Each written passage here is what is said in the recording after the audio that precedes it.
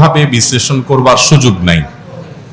একটা আয়াত একজন ইমাম, স্বনামধন্য একজন ইমাম, লক্ষ লক্ষ কোটি মানুষ যাকে অনুসরণ করছেন, ইলমের মহাসমুদ্র, তার কাছে আয়াত চোখে পড়ে নাই এমনটি কোনো মুসলমানই মনে করার কোনো কারণ নাই।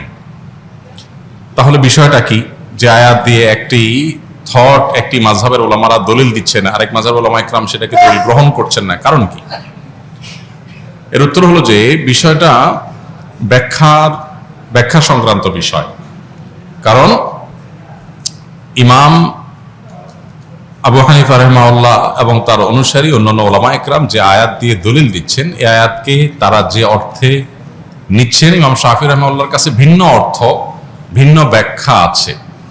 একই কথার একাধিক ব্যাখ্যা, একাধিক অর্থ থাকে এবং